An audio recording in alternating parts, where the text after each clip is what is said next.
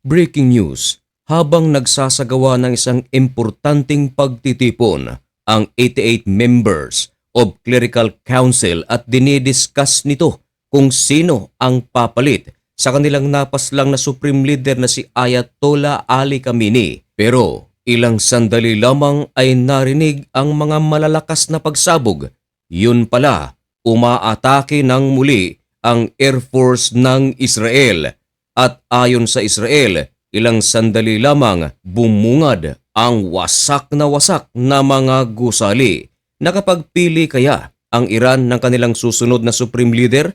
Yan ang ating pag-uusapan sa videong ito. Pero bago ang lahat ay huwag kalimutang mag-subscribe. Samahan na rin ng like ang videong ito at i-click ang notification bell. Napakalaki kasing tulong yan para sa aming mga content creators.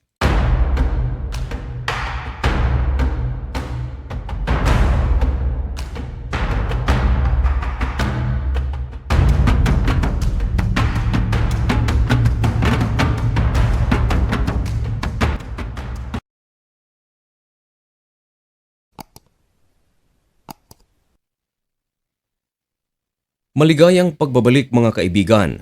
Kumusta kayong lahat? Ngayon ay March 4, 2026 at nagbabaga at napakabagong balita ang ating ihahatid sa inyo.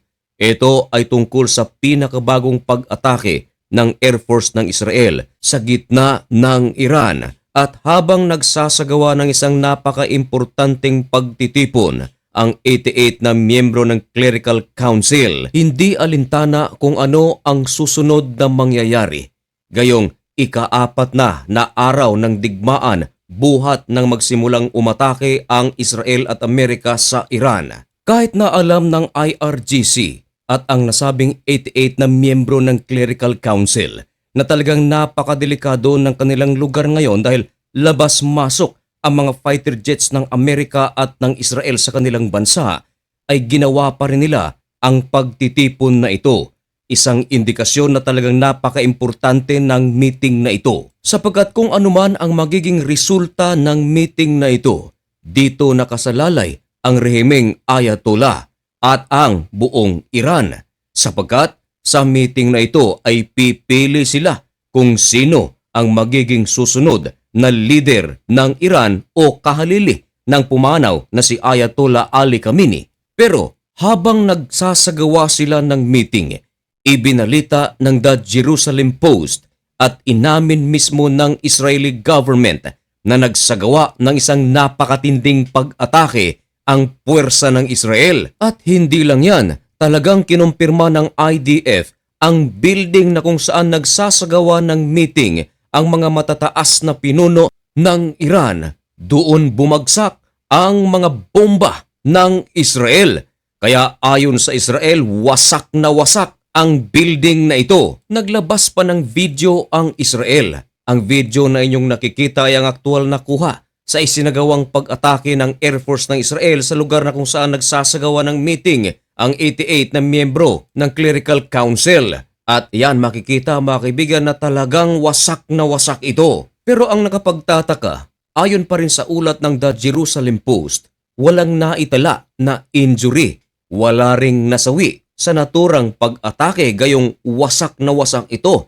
Nagdududa naman ang karamihan, baka naman hindi lang ibinabalita ng maayos dahil kung titingnan ng mabuti ang lugar ay talagang durog na durog. Kung may mga tao doon, malamang merong mga nadamay. Yun nga mga kaibigan, ibinalita na wala raw injuries at nasawi sa naturang pag-atake. Isa pang pinagtataka ng karamihan paanong nalaman ang eksaktong lugar kung saan nagkakatipon ang mga matataas na opisyal na ito.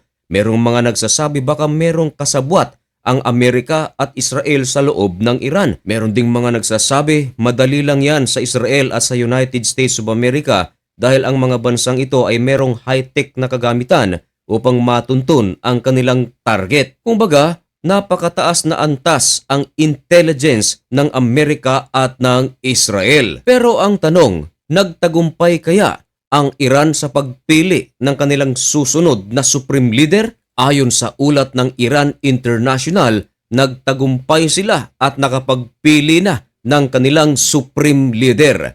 At ang pinili ay pinangalanan na Siya ay nagngangalang Mujtaba Khamenei. Anak siya ni Ayatollah Ali Khamenei. Siya yung tao na ibinalita at kinumpirma pa na nasawi raw ito sa ginawang airstrike ng Amerika at ng Israel. Pero makalipas lamang ang ilang araw, buhay pala si Mujtaba Khamenei. Siya ngayon ang supreme leader ng Iran. 56 years old pa lamang ito. Siya ang pangalawang anak ni Ayatollah Ali Khamenei. Meron pa itong kapatid na isang lalaki pero hindi gaanong nai-involve sa mga gawaing may kinalaman sa politikal at kulang din daw ang kanyang mga kaalaman sa pamamalakad sa buong bansa. Pero itong si Mujtaba, ang pangalawang anak ni Ayatollah Khamenei, ay kilala bilang malapit kay Ayatollah Ali Khamenei at sinusuportahan nito lahat ng mga desisyon na ginagawa ng kanyang ama. At itong si Mujtaba ay napakalapit din sa IRGC. Kaya indikasyon ito kung anong uring gobyerno magkakaroon ang Iran dahil lahat ng mga ginagawa ng kanyang ama ay kanyang sinusuportahan. Ang ibig sabihin nito, kung ano ang pamamalakad ni Ayatollah Ali Khamenei ay ganun din ang gagawin ng kanyang successor. Ibig sabihin, hindi pa rin magiging kampante ang buong Iran sapagkat magiging kalaban din ito ng United States of America at ng Israel. Dati nang nagpahayag si President Donald Trump na kung matatapos nila ang gerang ito ay ang buong Iran ay iti-take over ng military at ibibigay niya ito sa kung sino ang mamumuno sa loob ng Iran pero sa hindi katulad ni Ayatollah Ali Khamenei.